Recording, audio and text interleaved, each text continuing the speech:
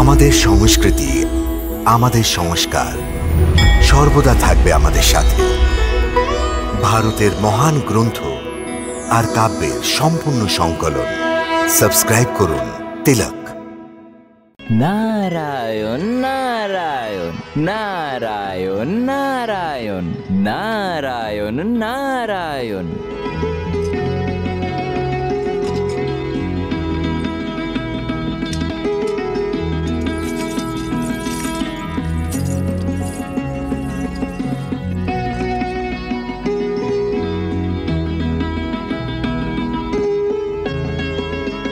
প্রণাম মুনিবর। সত্যভামার প্রণাম স্বীকার করুন। দেবী সত্যভামা আজ অনেক খুশি দেখা দিচ্ছেন। হ্যাঁ, স্বর্গলোকের থেকে ফেরত এসছেন যে। আসল ব্যাপার এই যে মুনিরাজ, দেবলোক থেকে আমি একটা এমন অমূল্য জিনিস নিয়ে এসেছি যা প্রাপ্য আমাকেই মনে করা হয়েছে। এটা তো অনেক বড় খুশ খবর দেবী। আপনি কি কোনো মূল্যবান গয়না দেবলোক থেকে পেয়েছেন দেবী? অলঙ্করণ দিয়ে না দেবশ্রী, আশীর্বাদ দিয়ে। দেবমাতা অদিতি আমাকে আজীবন যৌবন বজায় রাখার আশীর্বাদ দিয়েছেন। আচ্ছা আচ্ছা, এবার বুঝলাম। কিন্তু পরন্তু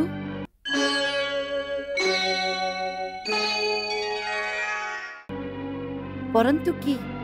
এইটাই যে প্রভু যখন দেবলোক থেকে ফিরে আসছিলেন তখন দেবরাজ ইন্দ্র পারিজাতের একটা পুষ্পও তো উপহার দিয়েছিলেন।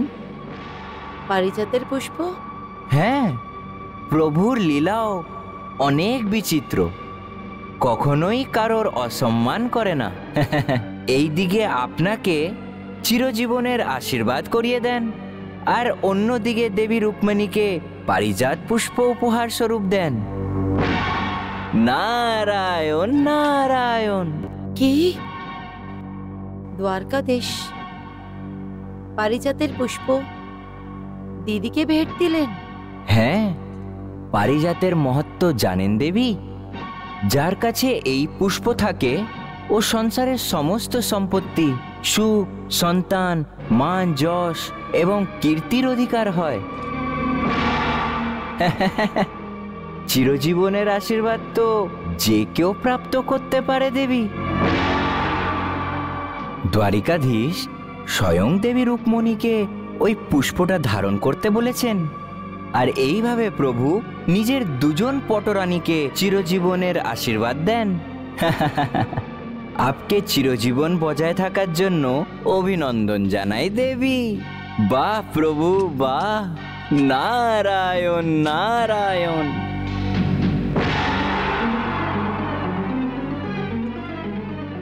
নারায়ণ নারায়ণ।